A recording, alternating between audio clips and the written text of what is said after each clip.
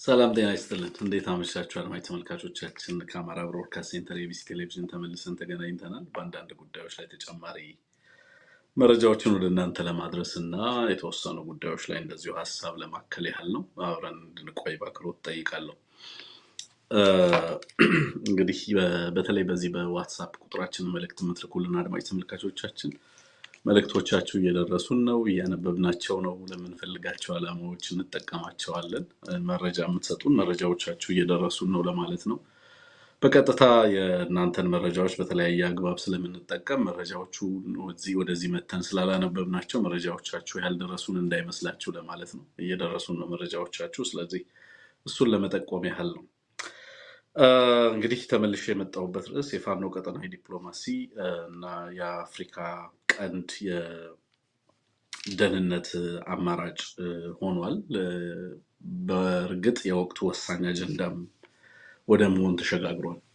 ቃል ላይ በነበረን በትኩረት 30 ቆይታ እኔና ንሙት ዘጋርዲያን የጻፈውን ጽሁፍ አንስተን እነዚሁ በስፋት ያሉ ነገሮችን ስናነሳ ነበር የነበረው። አሁን ላይም በተወሰነ መንገድ አንዳንድ ነጥቦችን ለማሳት ለመጨመር ለማከል ያህል ነው። በነገራችን ላይ ዛሬ ወደ ስቱዲዮ ከመግባቴ በፊት የዚህ የአፍሪሚክስ ባንክ የዴፕት ክራይሲስ ሪፖርት ላይ የተጠቀመውን አንድ ምስል እየተመለከትኩኝ ነበረ። አንድ ማፕ፣ ያንን ማፕ ዴዊ ተጠቅሞትም አይቻለሁ በዶቼ ቬለ ላይ። የዚህ የዴፕት ክራይሲስ ነው። ትንሽ ከፍ ልታደርገው ትችላለህ? እንዴት ሊታይ እንደሚችል አላወቅኩኝም። ለአድማጭ ተመልካቾቻችን ሙሉ ጽሁፉ መታየት ያለበት ይመስለኛል። ቴክኒሻናችን ሁሉም እንዲያው ማለት ነው።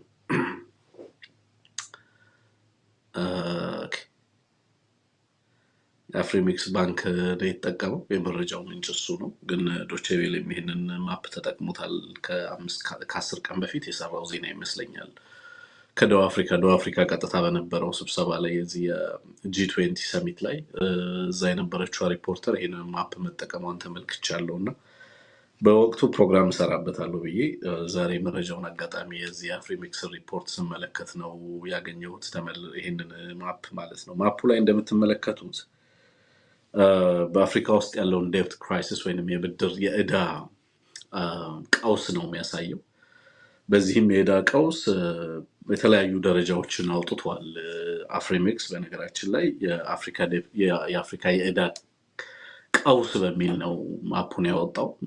ይሄ ማፕ የሚያሳየው በጣም በሚያስደንቅ ሁኔታ 3 ደረጃዎች ያሏቸው የአፍሪካ ሀገራትን በማፑ ላይ ትመለከታላችሁ። በአፍሪካ ውስጥ ነጭ ያላቸው ሀገራት ከዕዳ ነፃ የሆኑ ሀገራት ናቸው። በነገራችን ላይ በነጭ ምልክት የምትመለከቷቸው ሪላቲቭሊ ማለት ነው ሙሉ ለሙሉ ከዕዳ ነፃ የሆነ ሀገር በዓለም ላይ አለ ብሎ ለመናገር ብዙ አዳጋች ነው የሚሆነው። ግን በተወሰነ መንገድ የዕዳ ጫና የሌለባቸውን ሀገራት የሚያሳይ ነው ነጩ። እንደምትመለከቱት በደቡብ አፍሪካ ያሉ ሀገራት እነ ማዳጋስካርን ጨምሮ አንጎላ እና ሞዛምቢክ በተወሰነ መንገድ፣ ከዛ በኋላ አብዛኞቹ ያሉት በተለይ ሰሜን ምዕራብ ላይ ያሉት ሀገራት በብዛት ከዚህ ከዴፕት ክራይሲስ ወይንም ከዕዳ ጫና ወይንም ቀውስ በተወሰነ መልኩ የተላቀቁ ሀገራት ሲሆኑ ሌሎቹ በከፍተኛ ሪስክ ውስጥ ናቸው የሚባሉ ከፍተኛ ሪስክ አለባቸው ወይንም ደግሞ አደጋው ውስጥ የመግባት እድላቸው ከፍተኛ ነው የሚባሉ ሀገራትንም እንደዚሁ በቢጫ ያመላክታል። ከዛ ውጪ ከፍተኛ የሆነ የዕዳ ቀውስ ውስጥ ገብተዋል የሚላቸው ሀገራት አሉ፣ በቀይ ያመላክታቸዋል። ደማቅ ቀዩ ግን በጣም ጥቂት ሀገራት 4 ሀገራት ብቻ ናቸው በአፍሪካ ደማቅ ቀይ ያለባቸው። ከነዛ ውስጥ ዲፎልት አድርገዋል ነው የሚለው። እነዚህ 4 ሀገራት ዕዳቸውን መክፈል አይችሉ፣ ሌሎቹ የዕዳ ቀውስ ውስጥ ሊገቡ ይችላሉ የሚል ነው። ሃይ ሪስክ አለባቸው የሚባሉት በቢጫ ቀለም የምትመለከቷቸው ናቸው። የዕዳ ቀውስ ውስጥ ገብተው ዕዳ ለመክፈል እየተተሩ ያሉ ሀገራት ደግሞ እንደምትመለከቱት በቀይ የተመላከቱት ናቸው። በደማቅ ቀለም በደማቅ ቀይ ደግሞ የምትመለከቷቸው ሀገራት ዲፎልት ያደረጉ ናቸው። ዕዳቸውን መክፈል ፈጽሞ ያቃታቸው ሀገራት ናቸው። ከነዛ ውስጥ በጣም በሚያሳዝነው ሁኔታ ሱዳን አይደለችም ያለችበት። በዛ ቀይ ውስጥ ሱዳን አሁን ያለችበት ሁኔታ ብዙዎቻችሁ ታውቃላችሁ አይደለም? ሱዳን የስ ቀይ ቀለም ነው ያለው እንትን ውስጥ ነው ያለው ሶማሊያም ዴት ክራይስ ውስጥ ነው ያለው ሱዳን ሃይ ሪስክ ሱዳን እንደዚሁ የዴት ክራይስ ውስጥ አለ የዕዳ ቀውስ ውስጥ አለ ሱዳንም ግን ዲፎልት አላረጉም እነዚህ ሀገራት እነ ሶማሊያ ዲፎልት አላረጉም ሌላው አስገራሚው ነገር ሀገራቸውን ማኔጅ አያደርጉም እንደዚህ ሊያደርጉ አይችሉም በአለም አቀፍ ደረጃ ዴሞክራሲያዊ ምርጫ ማድረግ ተስኗቸው ምናምን እየተባለ ኤርትራ ላይ ምናምን ያንን ሁሉ የውጭ ጉዳይ ሚኒስትሩ ጌዲዮን ጢሞቴዎስ ሲናገር ነበር ግን ኤርትራ ነጭ ቀለም ነው ያላት በጣም ጥቂት ሀገራት ናቸው በአፍሪካ በነጭ ቀለም ምንም አይነት በዕዳ ያልጎበጡ ሀገራት ማለት የዕዳ ቀውስ የሌለባቸው ሀገራት ቀውሱም ተውትና ሪስክ እንኳን የሌለባቸው ሀገራት ውስጥ ኤርትራን ትመለከታላችሁ በነጭ ቀለም ከተጠቀሱት ጥቂት የአፍሪካ ሀገራት ኤርትራን ታገኛላችሁ እዛ ውስጥ ኢትዮጵያው ግን ዲፎልት አድርጓል ይሄ እንግዲህ የኔ ሶርስ አይደለም ዶቼቬሌም ተጠቅሞታል ዴዊ የእንግሊዘኛው እንትን ተጠቅሞታል ከ10 ቀን በፊት ደቡብ አፍሪካ ላይ በነበረው ስብሰባ ተጠቀመው ዜና እንደገና ደግሞ እንዳልኩት የዚህ አፍሬሜክስ ባንክ ያወጣው ሪፖርት ላይ በዚህ መንገድ ያ ባንክ ያወጣው ነው በቀጥታ ምን ያህል ክራይሲስ ውስጥ እንዳለች ኢትዮጵያ በምን አይነት ሁኔታ ውስጥ እንዳለች ዲፎልት አርጋለች ማለት በቃ መክፈል አትችልም ዕዳዋን ለመክፈል የሚያስችል አይደለም ስለዚህ ማንንም ሀገር በዚህ ሀገር ላይ ተማምኖ ብድር ለዚህ ሀገር ላይ ያቀርብ የሚችልበት እድል የለም ነው ዲፎልት አድርጓል ሀገሩ ነው እንግዲህ የሚለው ከዚህ በላይ ኢኮኖሚስቶቹ እንግዲህ ተጨማሪ ትንተና ሊሰጡበት የሚችሉት ጉዳይ ነው ግን ስትሬንጅ የሆነ ነገር ስለተመለከትኩኝ ነው ኦፍ ኮርስ ከዚህ በፊት በተለያየ መንገድ ለህዝቡ ነግረናል ግን የዓለም አቀፍ ሚዲያዎች ይሄንን ማፕ መጠቀም ጀምረዋል የሚለው ነገር ምን አይነት ዓለም አቀፋዊ ትርጉም እንዳለው በዚህ አጋጣሚ ማንሳት ስለሚቻል ብዬ ነው አሁን ተመልሼ የገባሁት ፋኖን በተመለከተ ነው ፋኖን በተመለከተ የዓለም አቀፉ ማህበረሰብ የሚጠቀማቸውን ቃላቶች ከጊዜ ወደ ጊዜ እየቀየረ እያሻሻለ ነው የመጣው ዛሬ ዘጋርዲያን ይዞት በወጣው ሪፖርት ላይ ቀደም በስፋት ሄደንበታል ግን ዘጋርዲያን ይዞ በወጣው ላይ there is a shift ከፍተኛ የሆነ ለውጥ አለ ለውጡ ምንድነው አገዛዙ ፋኖን እንደ ክሪሚናል ግሩፕ ነው ለምሳሌ በዓለም አቀፍ ደረጃ የሚስለው እንደ አሸባሪ ለምሳሌ በነገራችን ላይ ሰሞኑን አንዳንድ ልሂቃን ፕሮ ጋቨርንመንት የሆኑ የኦሮሞ ልሂቃን የመንግስት ወዳጅ የሆኑ የመንግስት የብልጽግና ወዳጅ የሆኑ ልሂቃን ሽብር ለምን አይፈረጅም እያሉ በተለያየ ሚዲያ ላይ ኦኤምኤን ላሁላ መጥተው ሲነገሩ ሰምተው እንደዛ አይነት ቅስቀሳ ሲያደርጉት ተመልክቻለሁ አገዛዙ ያንን ለማድረግ ያልሞከረው ያልፈነቀለው ድንጋይ የለም በነገራችን ላይ ሰሞኑን የምታዩቸው የእጅ ቆረጣ ምስሎች ቪዲዮዎች አንገት ሲቆረጥ የሚያሳይ ከዛ በኋላ ደግሞ ህዝቡ ኦሮሚያ ላይ ሰልፍ እንዲወጣ የሚደረገው ምናምን እንደዚህ አይነት ነገሮች እስልምና አባቶችን እንደዚህ ያቃጠሉ ገደሉ የሚለው ዘገባ በተደጋጋሚ ለዓለም አቀፉ ማህበረሰብ ፋኖን ለመሳል የሚፈለግበት ገጽታ ነው በነገራችን ላይ ኢትዮጵያ ውስጥ ያለውን ህዝብ ብቻ በዛ ደረጃ ፍርሃት ውስጥ እንዲወድቅ ማድረግ ብቻ ሳይሆን በዓለም አቀፍ ደረጃም ይሄ ኃይል ከመጣ ከነ ቦኮ ሐራም ከነ አልሸባብ ጋር መመሳሰል አለበት ብሎ አገዛዙ በዛ ደረጃ ለማምጣት ነው ጥረት ሲያደርግ የነበረው ዛሬ ዘጋርዲያን መጣና ናሽናሊስት ነው እና በከፍተኛ ደረጃ ጥቃት የሚደርስባቸውን ጉዳት የሚደርስባቸውን በየለቱ የሚታረደውን በአገዛዙ የጸጥታ ኃይል ግፍ የሚደርስበትን ህዝብ ለመታደግ የአማራ ክልልን መዋቅር እና ደግሞ አገዛዙን ለመታደግ አገዛዙንና ስርዓታዊ ለውጥ በኢትዮጵያ እንዲመጣ እየታገለ ያለ ኃይል ነው ብሎ እርፋል ሜጀር shift በነገራችን ላይ በዓለም አቀፍ ደረጃ በዚህ ደረጃ የፋኖን ኮዝ ሌጂቲማታይዝ አድርጎ የዚህ ዓለም አቀፍ ናሬቲቭን ከአገዛዙ ከዚህ በፊት ይጠቀም የነበራቸውን ቃላቶች በተመለከተ ኮምፕሊትሊ የተለየ ቶን የተለየ ገጽታ የተለየ መልክ እንዲኖር ለማድረግ የሚያስችል አዲስ የቃል አጠቃቀም አዲስ እንግዲህ ፋኖን በተመለከተ በሌላ መንገድ መነገር እንደጀመረ የሚያሳይ አገዛዙ የሚፈልገው ሳይሆን በተቃራኒ እውነተኛ የፋኖን ዓላማና ግብ ታሳቢ ያደረገ ንግግር መደረግ ተጀምሯል ማለት ነው ይሄ በጣም ትልቅ አቺቭመንት ነው ይሄንን ምዕራባውያኑ ስለፈቀዱ መጣ ይሄ ለውጥ ስለፈለጉት መጣ ምናምን በሚል አይደለም የምወስደው ግን ፋኖ ኮንሲስተንትሊ ባሳየው አይነው በጣም ብዙ ፈተና አለ በእንደዛ አይነት ትግል ውስጥ ሆኖ በዛ ሌቭል ኦፍ ዲሲፕሊን ላለፉት 2 እና 3 ዓመታት ያንን አይነት ማቹሪቲ መጠበቅ በትግል ውስጥ እንደዛ አይነት የነቃ የዲሲፕሊን ተግባራዊ እንዲደረግ ማድረግ ያለ እንደውም መጀመሪያ ላይ የነበረውንም ሁኔታ ታስታውሳላችሁ። እንደውም ብዙዎቹ ይጠብቁ የነበረው መጀመሪያ አካባቢ ላይ አማራ ክልል ውስጥ አናርኪ ነበር ይጠብቁ የነበረው። ምክንያቱም ፋኖ ኦርጋናይዝድ ነው የሚል የተሰናሰለ ሊደርሺፕ መስጠት የሚችል ድርጅት አድርገው አይደለም ብዙዎቹ የሚያስቡት። ፍራግመንትድ ነው እዚህም እዛም የተበጣጠሰ ነው ምናምን ብለው ሲያስቡ ስለነበረ ብዙ ጊዜ እንደዚህ አይነት ደግሞ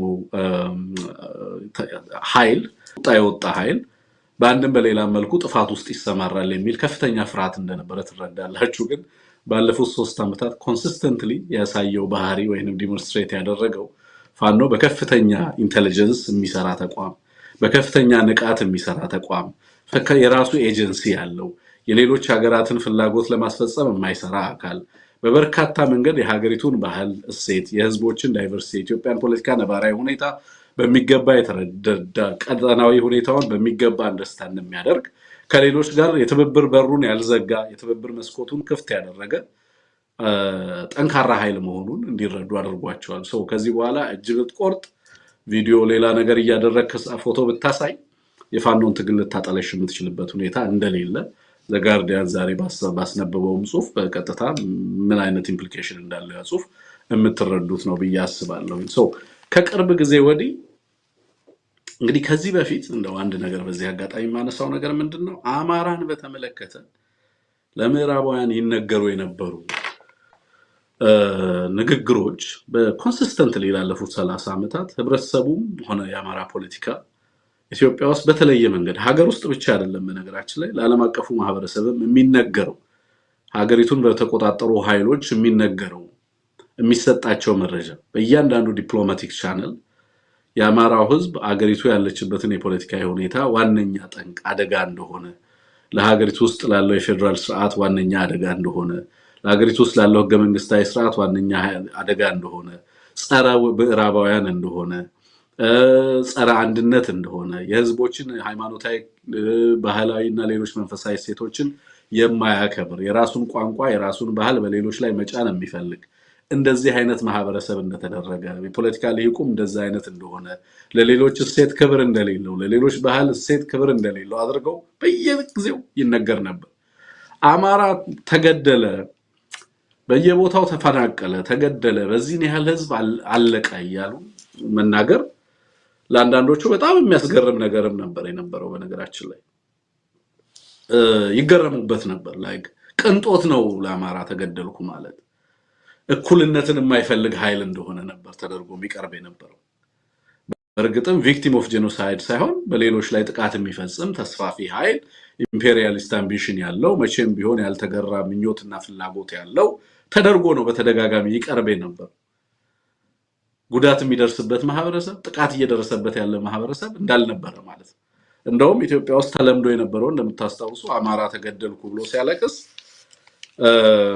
ወይንም ሲጮህ ሶፍት እናቀብላቸዋለን ከሚለው የንቀት የተሞላበት ንግግር ባሻገር በዋናነት ይነገር የነበረው ነገር ምንድነው? ከኛም እኮ ሞቷል። ለምን ታለቅሳላችሁ? አርሲ ላይ 1 ሚሊዮን አማራ ወይ 50,000 አማራ ቢታረድ ወይ ቢፈናቀል እኛ ጋርም እኮ ተገድሏል።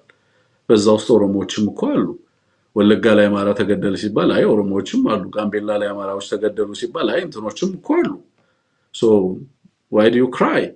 ለምን ነው የምትጮሁት? የእናንተ ሲሆን ምንድነው ለየት ያለው እየተባለ ዲስሚስ ማድረግ የአማራውን ለቅሶ ሰው እንግዲህ ልጁ ቢሞትበት ወይ ደግሞ ዘመዱ ቢሞትበት ሲያለቅስ ምን ታለቅሳለህ? የኛም እኮ ዘመድ ሞቷል እንደማለት ነው። ምክንያቱም እነሱ ሲያለቅሱ አይታዩ፣ ግን ደግሞ የሚያለቅሰውን ማህበረሰብ ይመጡና ለምን ስለተገደልክ ትጮሃለህ የሚል ነው። ምክንያቱም they know it የዲፕሎማቲክ ቻነሉን ዘግተውታል። የዓለም አቀፉ ማህበረሰብ አማራን ቪክቲም አድርጎ እንዳይስል አድርገውታል። ሁልጊዜም አደጋ እንደሆነ እንጂ ቪክቲም ሊሆን የሚችል ማህበረሰብ ነው ተብሎ እንዳይታሰብ አድርገው በብዛት ጥቃት የሚደርስበት ማህበረሰብ እንዳልሆነ አስመስለው ለማቅረብ ጥቃት አድራሽ ተንኳሽ አድርጎ ለማቅረብ በጣም በከፍተኛ ደረጃ ሲሰራ ሲዘመት የነበረ ነው። በምዕራባውያን ሚዲያዎችም በዲፕሎማቲክ ቻነሉም ይጠቀሙ የነበሩ ኃይሎች በዋናነት ያስተጋቡ የነበረው እንደዚህ አይነት አስተሳሰብን ነው። ይሄ የሚሰራ ምን ልበላችሁ ፋንክሽናል ዲፕሎማሲ ተደርጎ ይታይ ነበር የነበረው ማለት ነው። እነዛ ነገሮች እየተቀየሩ የመጡበት አግባብ አለ። ሰሞኑን ለምንድነው እነዚህ ለውጦች እየመጡ ያሉት? ለምንድነው እንግዲህ እስከዛሬ ድረስ የአማራ ሴቶች ሲደፈሩ መጀመሪያ ላይ በነበረው ጦርነት እየተደፈሩ ነው። በተለያየ ቦታ ላይ አማራ ይገደላል፣ በተለያየ ቦታ ላይ ይፈናቀላል፣ በተለያየ ቦታ ላይ ግን ለምንድነው ሰሞኑን እየመጣ ያለው ለውጥ እየመጣ ያለው የሚለው ነገር ያው እንግዲህ እንመርምረው ቢባል በዋናነት የምናቀርበው ነገር አንደኛው አክሰስ የመረጃ ምንጫቸው ወይንም መረጃ ያገኙ ኤቪደንስም ለዛ ማቅረብ እየተቻለ ነው። መረጃ ማግኘት መቻላቸው ብቻ ሳይሆን እንግዲህ ማስረጃም ማቅረብ ችለዋል የሚለው ነገር ነው አንደኛው እንግዲህ በምክንያትነት የሚቀርበው። እየመጡ ሊክዷቸው የማይችሏቸው ለምሳሌ አይሲአርሲ በሪፖርት ውስጥ የሚያነሳው ነገር እሱ ነው። ከዚህ በኋላ ልንሸፋፍነው ማንችለው ደረጃ ላይ ደርሰናል ይላል። በውስጥ ለመሞክረናል ነው የሚለው። እንደው በውስጥ አሰራር እንዲህ አይነት ነገሮች እንዲቀሩ እንዲቀንሱ ፍላጎት የነበራቸው መሆኑን አሁን ላይ ግን ያንን መደበቅ የማይችሉበት ደረጃ ላይ እንደደረሰ አድርገው አቀርበውታል።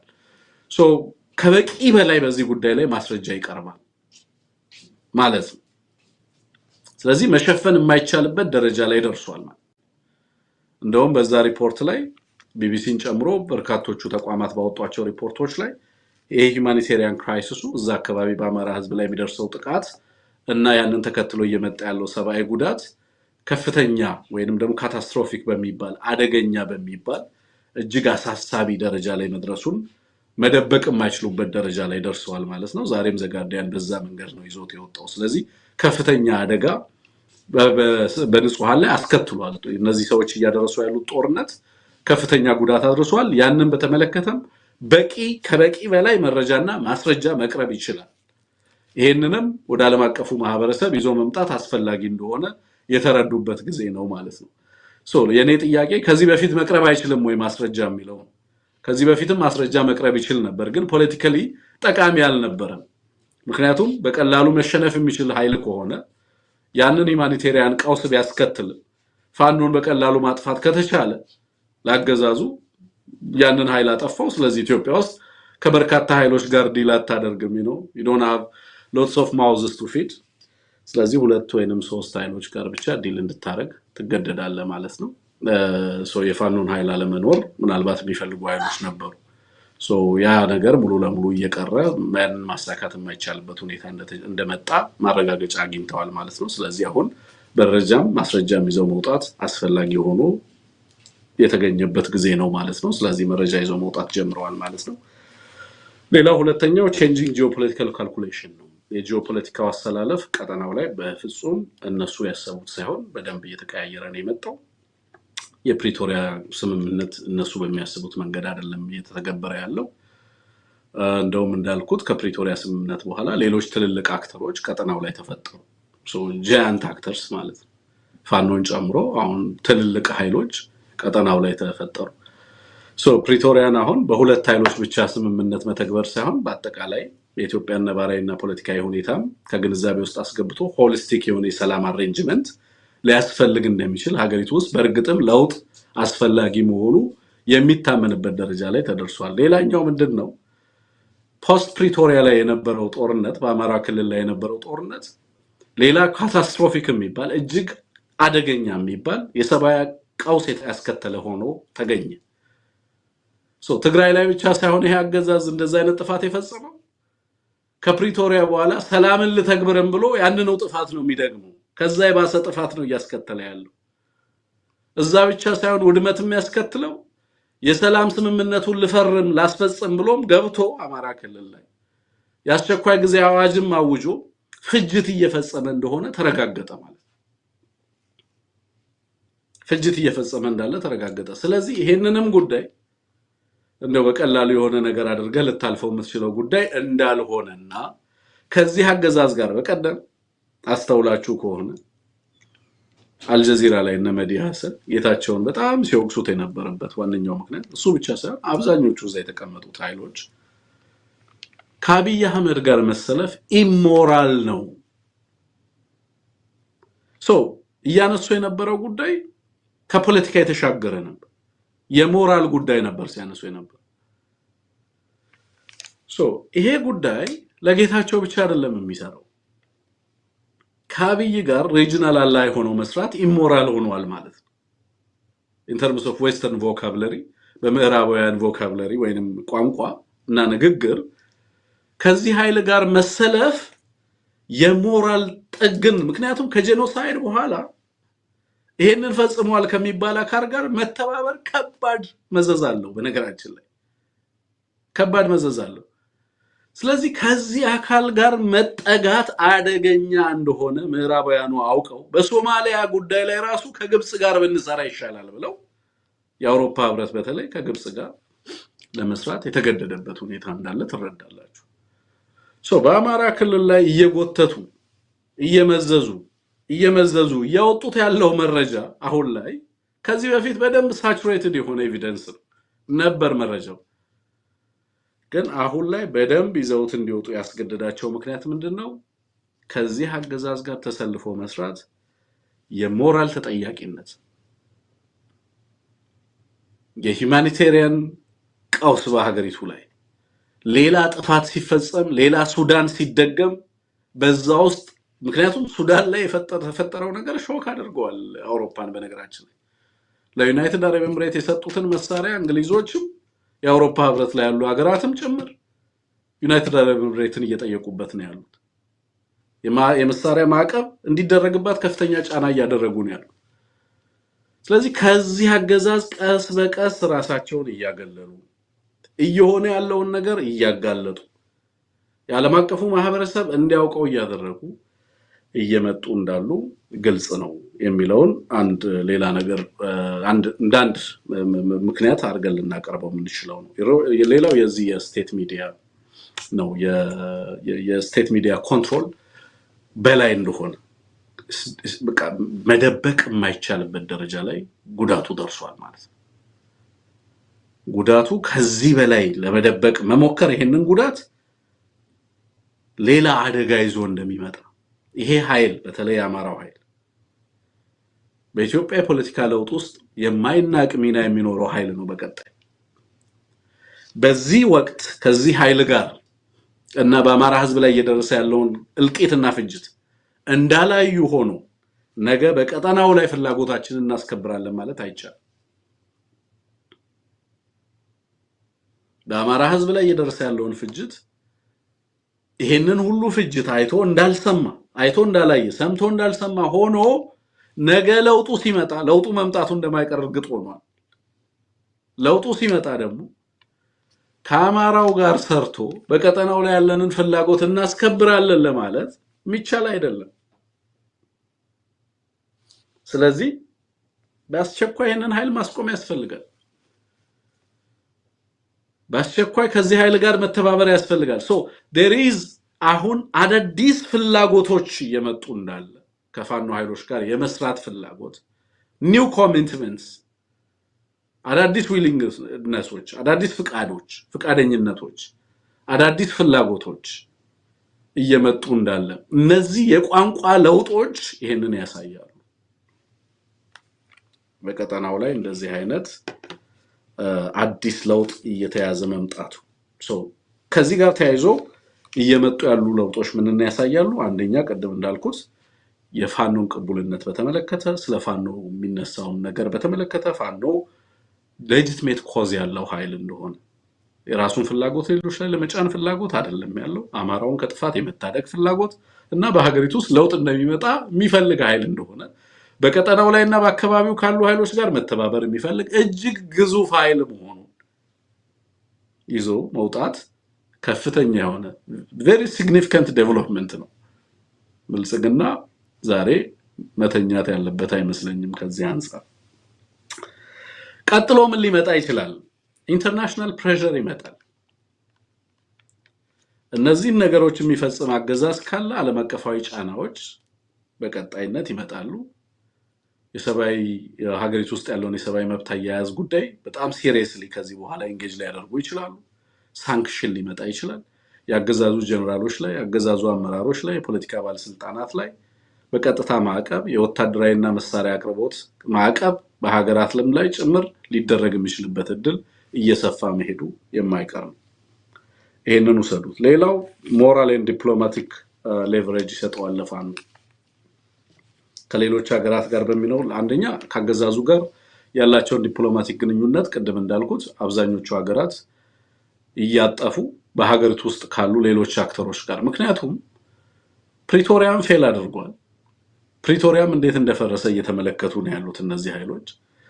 ስለዚህ ሪኢንጌጅመንት ይፈልጋሉ ከሌሎች ኃይሎች ላይ ቀጠናው ጋር ካሉ ከህዋትም ሌሎችም ኃይሎች ሪኢንጌጅ ማድረግ አለብን ብለው ሊያስቡ ይችላሉ።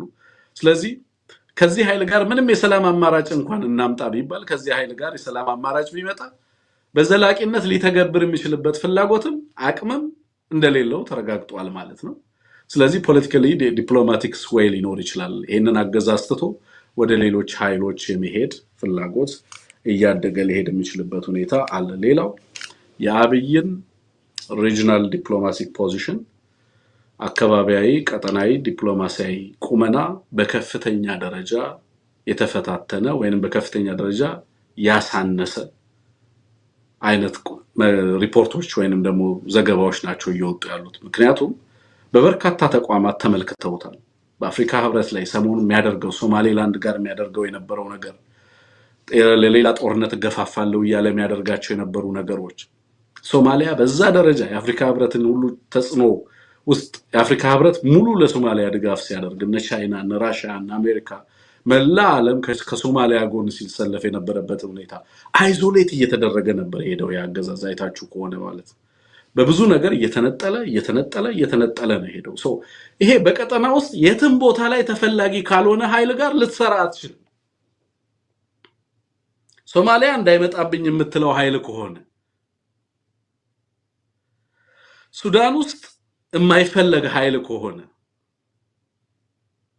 ከኤርትራ ጋር የማይፈለግ ኃይል ከሆነ በየአካባቢው ላይ አንፈልገውም ይሄንን አገዛዝ ይሄ በጣም አደገኛ ለአፍሪካ ህብረት ቻርተሩንም ምኑንም የማያከብር ኢትዮጵያ ከዚህ በፊት በምትታወቅባቸው ባህሪዎች ሁሉ የሌለው በኢትዮጵያ ፊት የዩናይትድ አረብ ኤሚሬትን አስተሳሰብ የሚያራምድ ስርዓት በምንም አይነት መንገድ ከዚህ ስርዓት ጋር ኢንጌጅ ማድረግ የማይቻልበት ፓራያ ነው ይሉታል በእነሱ ቋንቋ። ሪላይ አታደርግበትም፣ በህግ አይመራም፣ አፈንጋጭ ነው፣ የሽፍታ የባንዲት ባህሪ ነው ያለው ነው አገዛዙ። ከዚህ ኃይል ጋር አትገናኝተን ልትል አትችልም። ሪላያብል የሆኑ ቀጠናው ላይ ያሉ ሌሎች አክተሮች ገና ኢንሰርጀንት ሆነው ሌሎቹ ሱዳን ድረስ ይጠራሉ እየተባለ እኮ ነው ያለው። ቀጠናው ላይ ያሉ ኃይሎች ሀገራት ከነዚህ ኃይሎች ጋር እንነጋገር ማለት ጀምሯል እየተባለ እኮ ነው ያለው። እነ ጅቡቲ የሉም ዛሬ ከዚህ አገዛዝ ጋር፣ እነ ሶማሊያ የሉም ከዚህ አገዛዝ ጋር፣ እነ ሱዳን የሉም ከዚህ አገዛዝ ጋር። ኬንያ በተወሰነ መንገድ የራሷን ጨዋታ እየተጫወተች ይሄንን ክፍተቱን እና ቨልነራቢሊቲውን ስለምታቅ የራሷን ኢኮኖሚክ እንትን ማክሲማይዝ እያደረገች እየተጫወተችበት ነው ያለው። ግን ስጋት አላት እሷም የጦር ካምፖች ኢትዮጵያ ዙሪያ ላይ እየገነባች ነው ያለችው። ይሄ ዲፕሎማቲክ አይዞሌሽን የዲፕሎማሲ መነጠል ምዕራባውያኑ ሌሎችም ሀገራት ከዚህ ኃይል ጋር ለመስራት ብዙ ፍላጎት እንዳያሳድሩ ያደርጋቸዋል። በዚህ ምክንያት የሚያደርሰውን ግፍ አሁን እየጎለጎሉ ማውጣት ይጀምራሉ ማለት ነው። በቃ ይሄ አገዛዝ እንዲወድቅ ስትፈልግ የምታደርገው እንደዚህ ነው። ታጠራቅምለታለህ። ከዚህ በኋላ ምን ይመጣል? ይሄ ብቻ አይደለም። በነገራችን ላይ ከሌሎች ኃይሎች ጋር ከነፋኖ ጋር ለመስራት ፍላጎት እንዳለ ግልጽ ነው። እንደው እዚህ ጋር ዝም ብሎ እንትን ማለቱ አስፈላጊ አይደለም። በጣም በርካታ ኃይሎች መስራት ይፈልጋሉ። በርካታ ሀገራት መስራት ይፈልጋሉ። ይሄ አገዛዝ መሄድ ካለበት ለውጥ የሚያሳዩ ከሆነ ደግሞ አገዛዙ በፍጥነት የሚወድቅበትን በሀገርና በህዝብ ላይ ሊያደርስ የሚችለውን ኪሳራ ስለመቀነስ ይታሰባል። ከዚህ በኋላ ያገዛዙ ሚኒስተር ከዳ ያገዛዙ ጀነራል ከዳ እየጨመረ ሊሄድ ይችላል ማለት ነው። በርካታ ለውጦች ራሱ ከውስጥ የሚመጣ ኃይል አገዛዙ ላይ ከፍተኛ ጫና ማሳረፍ ይጀምራል ብዬ ነው ማስበው። ከዚህ በኋላ የአፍሪካ ህብረት የሚጠየፈው አገዛዝ ሆኗል አሁን ባለኝ መረጃ። አሁን ባለኝ መረጃ የአፍሪካ ህብረት ውስጥ ከሱ ጋር መታየት እሱን ሰላም ማለት የምር የሚያሸማቀቅ ጉዳይ ነው እየሆነ ያለው እየደረሰን ባለው መረጃ ማለት ነው። ሶ በአፍሪካ ህብረት በአውሮፓ ህብረት ወሳኝ በሚባሉ ቀጠናው ላይ በርካታ ፍላጎት ባላቸው እና አሜሪካን ጨምሮ ባሉ ሀገራት ከፍተኛ የዲስኮርስ ሽፍት የፋኖን ትግል ከሎካል ኮንፍሊክትነት ወደ ኢንተርናሽናል ስቴጅ የሚመጣ ዲስኮርስ እንዲሆን የማድረግ ፍላጎት እንዳለ ዛሬ ዘጋርዲያን ሂንት የሰጠበት ዘገባ ነበር ብሎ መናገር ይቻላል። ሶ ሪጂናሊ አዲስ አዲስ ኃይል ስለመምጣቱ አዲስ አሰላለፍ እየመጣ ስለመሆኑ ለዛ ሀገርም ለቀጠናውም ተስፋ የሚሆኑ ኃይሎች አሉ ተብሎ በድፍረት ከሚወሰዱ ኃይሎች ውስጥ መካከል አንደኛው የፋኖ ኃይል እየሆነ ስለመምጣቱ በማያጠራጥር ደረጃ ላይ መደረሱን የሚያሳይ ነው ብዬ ነው ማሰው። እነዚህ ነገሮች ወደ እናንተ ላድረስ ብዬ ነው የመጣሁት። ስለዚህ እንበርታ፣ ይሄንን ትግል አግዙ፣ ያለምንም መሰልቸት ያለምንም ተስፋ መሰልቸት ተስፋ ምናምን የሚባል ነገር የለም። አሁን ከፍተኛ ተስፋ ያለበት ጊዜ ነው። ግን ያለምንም መሰላቸት ደከመን ሳይሉ ሰለቸን ሳይሉ በደንብ በንቃት መስራት ማገዝ ይሄንን ትግል ያስፈልጋል ብዬ ነው ማሰበው። በውጭ ሀገር ያላችሁ የአማራ ተወላጆች፣ ምሁራን፣ ልሂቃን አሁን መሰባሰብ የሚገባችሁ ጊዜ ነው ብዬ ነው ማሰበው። በሚዲያ ዘርፍ የምትሰሩ ማህበራት ተነጋገሩ፣ ተወያዩ። ጠንካራ ትብብር በጋራ ለመስራት ለማሳየት የምትችሉበት ሁኔታ ካለ እሱን በደንብ ኤግዞስት አድርጉ፣ ሞክሩ። የቻላችሁትን ያህል ርቀት ለመተባበር እያንዳንዳችሁ አንዳንድ ድርጅት ይዛችሁ ቁጭ አትበሉ። ምንም አይጠቅማችሁም። እውነት ለመናገር ሀገር ቤትም የሽግግር ሂደት ቢመጣ በውጭ ሀገር ድርጅት ያቋቋማችሁ ሰዎች ድርጅታችሁን ይዛችሁ ነው ይባላል ብዬ አላስብም። አጠቃላይ ለውጡ የህዝብ ለውጥ ነው። አማራውን እና የኢትዮጵያም ህዝብ ኢምፓወርድ አማራውም ኢምፓወርድ እንዲሆን ነው ታሳቢ ማደርገው ነው። ስለዚህ በድርጅት ደረጃ እንወከላለን ብላችሁ ከሆነ የሁሉ ድርጅት አስፈላጊ ነው ብዬ አላምንም።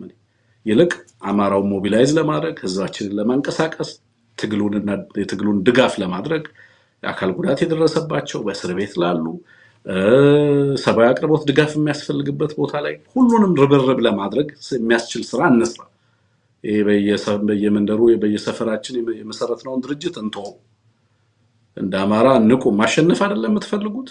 ማሸነፍ የምትፈልጉ ከሆነ ለመተባበር ለመሰባሰብ የሚያስችል እርምጃ ሄዱ። አንዳንድ ሰዎች ይሄንን መሰባሰብ ባለመፍጠራችሁ ተጠያቂ ትሆናላችሁ፣ እኔን ጨምሮ ባይዘው ተጠያቂ እንሆናለን። የአማራው ልሂቅ እንዲሰባሰብ፣ ጋዜጠኛው እንዲሰባሰብ፣ ምሁራኑ እንዲሰባሰብ፣ ከየትም ሰፈር ተወለድ የትም አካባቢ ሄደን ጉዳያችን አይደለም። በአማራ ጉዳይ ላይና ተሰባሰብ፣ በጋራ ምን ማድረግ እንደምንችል የስራ ክፍፍል ኖሮ አጠቃላይ ዓለም አቀፋዊ ንቅናቄ ለማድረግ ድጋሚ ያንን ጠንካራ የሆነ ሪዞልቭ ለማሳየት በዓለም አቀፍ ማህበረሰብ ፊት በጣም አስፈላጊ ነው። ምክንያቱም ቼንጅ ኢዝ ካሚንግ፣ ለውጥ እየመጣ ነው። በዛ ለውጥ ውስጥ የነቃ ተሳትፎ እንዲኖረን እንደ ህዝብ የምንፈልግ ከሆነ ይሄ መሰባሰብ በጣም አስፈላጊ ነው፣ በጣም መሰረታዊ ነው። ስለዚህ እሱን ማድረግ አለብን። አንዳንድ ይሄንን እንድታደርጉ የምንጠብቃችሁ ሰዎች አላችሁ፣ መሰባሰቡን እንድትፈቱ። ምክንያቱም ባላችሁ ተሰሚነት ትግል ውስጥ በነበራችሁ ሚና ኑ፣ ጋዜጠኛውንም ና፣ ምሁራኑንም ና፣ አርቲስቱንም ና፣ ባለሀብቱንም ና፣ የሃይማኖት አባቱንም ና እንምከር ተብሎ መሰባሰብ አስፈላጊ ነው። በዛው ልክ ሚናን እየለዩ መሄድ አስፈላጊ ነው። አይ ነው ሀገር ቤት ያለው ድርጅት አንድና ወጥ ቢሆንልን ይሄንን ስምሪት ለመስጠት ለኔ በጣም ከባድ ነገር ነው ብዬ አላምንም። ቀላል ነገር እንደሚሆን አውቃለሁ። ግን እሱንም ሳንጠብቅ ይሄንን ስራ መስራት እንችላለን ብዬ ስለማስብ ነው። እሱ ላይ እንስራ። ለውጥ እየመጣ ነው። በለውጥ ውስጥ የነቃ ተሳታፊ መሆን ግን የግድ አስፈላጊ ነው። መሬት ላይ ያሉ ኃይሎች ወንድሞች እየሰሩ ያሉት መስዋዕትነታቸው ዋጋ እያመጣ እንዳለ ማወቅ ያስፈልጋል ማለት ነው። ይሄንን ላድርስ ብዬ ነው። ስቲከር የገዛችሁንን በጣም ነው ማመሰግነው። ኤቢሲን ደግፉ። ናቲያ አበበ በጣም ነው ማመሰግነው። ሌላ ማንን ያየሁት? አበበ እንደዚሁ አበባ ነው የሚለው። ኦኬ አበባ ሰላም ብለናል። በጣም ነው የምናመሰግነው። አንቺም ስቲከር ገዝተሽናል። አይ ቲንክ ከካናዳ ይመስለኛል። ሌሎቻችሁም ቀን ላይም ስቲከር የገዛችሁ አሁንም ኤቢሲን እያገዛችሁ ያላችሁ ሁሉ በጣም ነው የምናመሰግነው። ይሄ ፕሮግራም ለብዙዎች እንዲደርስ ሰብስክራይብ ያላረጋችሁ ሰብስክራይብ አድርጉ። ኤቢሲን በዜልም አግዙ። ቤተሰብም ሁኑ። መንዝሊ ሰብስክራይብ አድርጉ። 5 ብር፣ 10 ብር፣ 20 ብር ለእኛ ትልቁም ነገር ይሰራል። ህዝባችን ጋር እንደርስበታለን እና ይሄንን ብታደርጉ ትልቅ ነገር ነው ለኛ እና በጣም ነው የምናመሰግናችሁ ይሄንን ስለምታደርጉ እና መልካም ምሽት መልካም ጊዜ ይሁንላችሁ። ባላችሁበት ጤና ይስጥልኝ። በአማራ ህልውና ትግል አውቃለሁ መራር ነው መራብ መጠማት አውቃለሁ መራር ነው መራብ መጠማት ወስዶ አይጸናም እንጂ እንደ መተካት